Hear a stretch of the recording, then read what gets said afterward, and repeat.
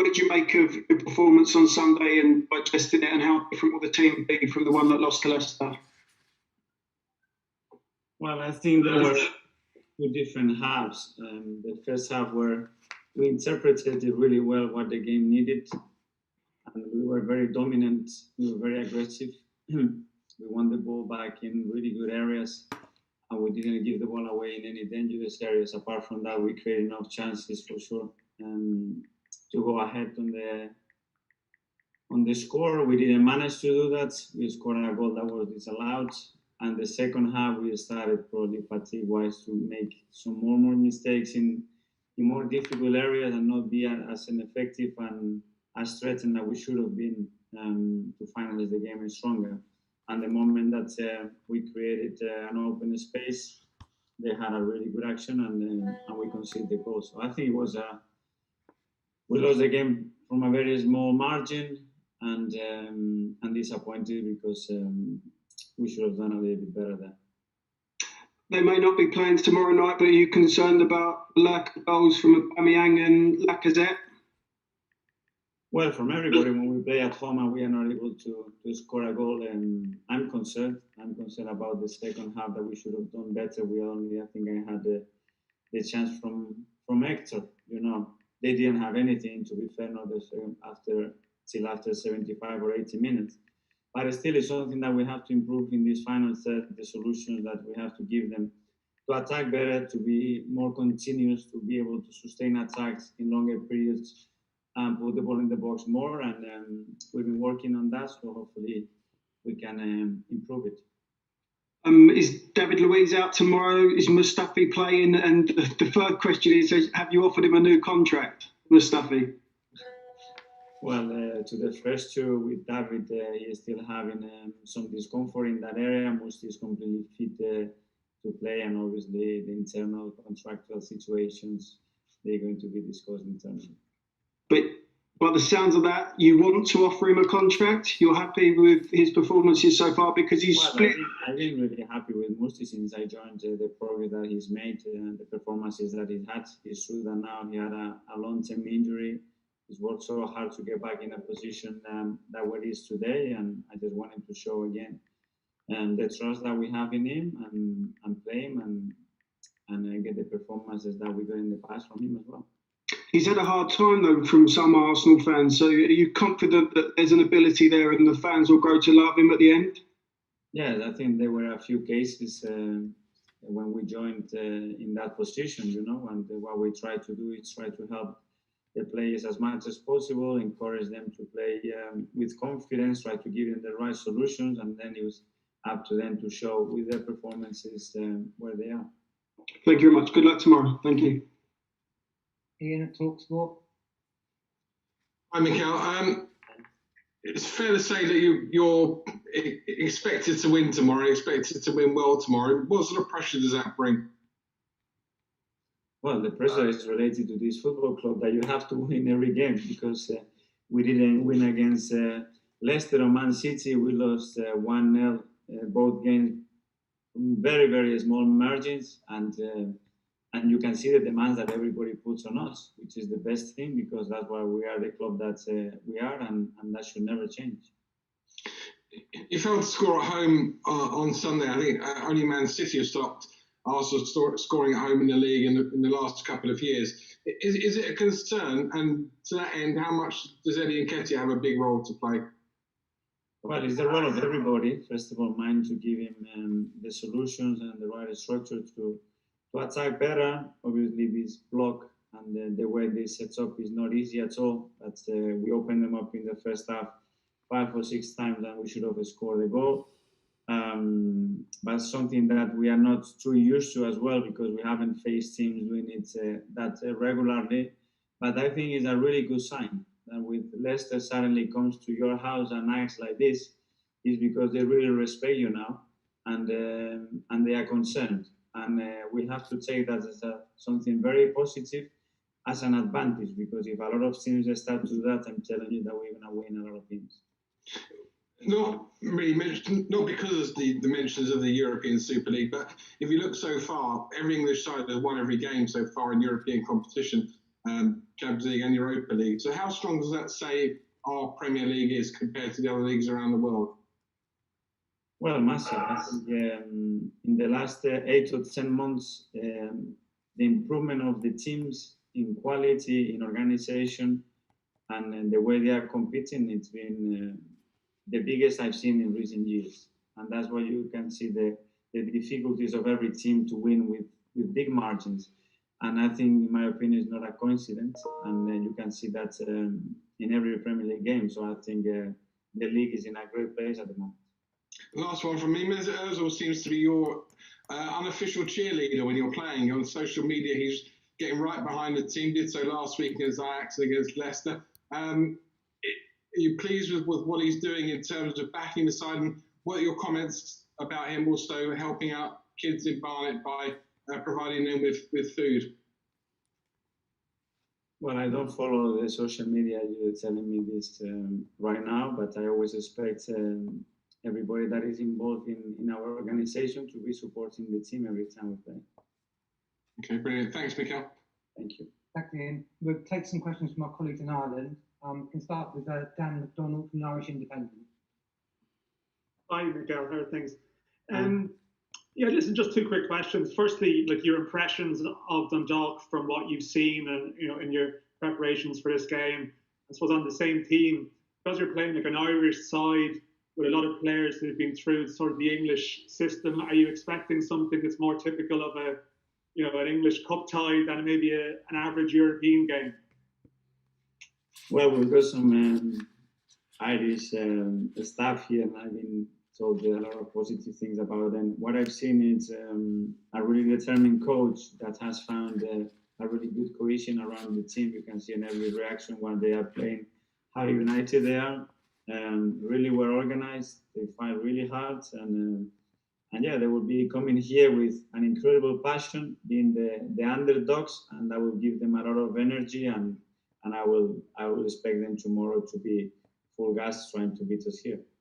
You mentioned your Irish staff. Is it Barry Solon you've been talking to about this game? Has he given you a few of them? Yeah. Thank you. Thank you. Paula Hare from Irish Mirror. Mikel, how's things? Just wondering if you're familiar with the kind of the backstory to Dundalk's Italian manager. 3 months ago, he was coaching kids' academies in America. He'd never managed a senior team in his life. And then he was suddenly just appointed, very surprise appointment. I'm just wondering, does that romantic aspect of football kind of appeal to you on a human level? I think it's a great story, and linking, different backgrounds and different countries into that story. I think it's a good one to hear. I watched a very long interview of his because I wanted to know who it is and what he's trying to do and what he's trying to express to his players. And this is why I found out what had happened. But straight away he said that he could feel that the players believe in what they were doing, which is everything that coaches want. And I think they have created a really good chemistry. The achievement from last season obviously has given them a big boost. So big merit to them for the work that they are doing. And just finally for me, I suppose maybe in cup competitions, FA Cup, League Cup, you might get the odd upset, the odd crazy result, but at this level, European level, the chances of that happening are probably pretty minuscule, are they? Well, I don't know. This is football, and I've seen a lot of things in this game, so I don't take anything for granted. And I always expect the opponent to be others. And after that, to base my players on what we have to do to win that game and execute it the best possible way. And that's it, and we'll see what happens tomorrow. Great, thank you very much. Thank you. We go to James Rogers now at the Arcus. Mikel, just from what you've seen of Dundalk, what would you say their strengths and weaknesses are? Well, the strength, as I said, is the unity of the team, how hard they work together and how well they are organized. And then, there are a few bits where they look really dangerous. To put the context against us in the same situation is a little bit complicated.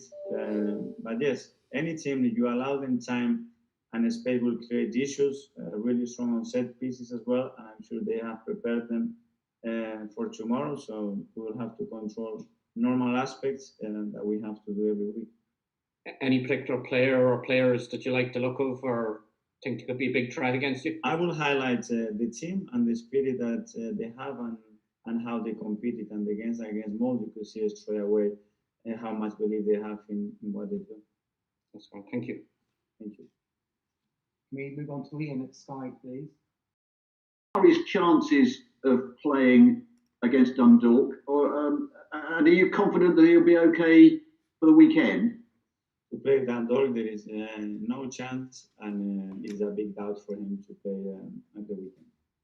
And the rest of your squad, Willian missed the match against Leicester. Is he okay? Saka came off against Leicester, I think. Yeah, William has been training with us the last 2 days, and tomorrow he might be involved in the game at some stage. And Bukayo was fine; it was a knock, but he's been training fine. You're at Manchester United at the weekend. How big a factor will that be when it comes to your team selection against Dundalk? Well, we try to go game by game, but obviously in the last 10 days we have a lot of issues at the back with the central defenders, and we have to be cautious that we have to manage that position very carefully, because if we lose another one, then we'll be in big trouble. So, of course, we have to keep an eye on how we're going to manage the squad in the next 2 or 3 games. But finally, from me, can I ask you about the FA's Leadership Diversity Code, which was launched yesterday? It's aimed at tackling inequality in the English game. Arsenal have signed up to it. I mean, how much do you welcome that? How important is it? We will support in any cause like that brings equity to our society, opportunities to everybody. We were talking now about the opportunity with the coach from Dundalk, and we can open the doors for anybody in this industry. I think we should do that. It's much better than it was 10, 15 years ago, but that doesn't mean that we cannot improve it and evolve it. So I think all these causes are really positive for our environment. Wish you well. Thanks, Mikel. Thank you, Ian. Mark at Press Associations. Mikel, I just wondered if I could ask you about Reiss Nelson. He's only played 81 minutes of first team football this season. Was that the plan, or were you hoping to have had him involved more by now? Well, we end up with a large squad at the end of the transfer market. We had a few plans in mind with Reiss, and one of them as well was to send him on loan to get more minutes because of the competition we have up front. The reality is that he's been really good in training. He wants to stay here. He wants to fight for his place. Is what he's doing, and he's going to get the chances in the right moment. What I'm pleased with is that how he has assimilated the situation, not playing a lot of minutes in the first few weeks. As everybody can see, things are changing very quickly. We're getting injuries. We'll get more injuries because of the schedule that we have, and he will get the opportunities, and then it will come down to him to take them or not. It was pointed out in the Telegraph's Arsenal newsletter today that he actually started 3 of the first 4 games under you when you took over. Does he understand why he currently isn't in the team? Do you have to have conversations with him and explain those situations? Well, I tried. Obviously, to compare things that happened 8 or 9 months ago is difficult in a positive or negative way all the time. But I try to have a very open communication with the players and try to get their doubts out of their mind and try to talk clearly when they play or don't play, the reasons behind. And most of the time, they haven't done anything wrong. It's just because there is a lot of competition in these positions, and we are favoring other players in that moment, and that's it. You mentioned the potential of going out on loan. Why didn't that happen? Was it just not being able to find the right profile of club, or did you run out of time? Or? Yes, it was a mix, and as well because Reiss was really convinced that he wanted to fight to stay here, and as well when you see that willingness, that passion, and that security on a player, you feel tempted to keep him. Even though that that opportunities are going to be restricted, and he's not going to have a lot of continuity in his play. But things change very quickly, and he starts playing and plays well, and he does what he can do. why not he can start to play more games. Thanks, Mikel.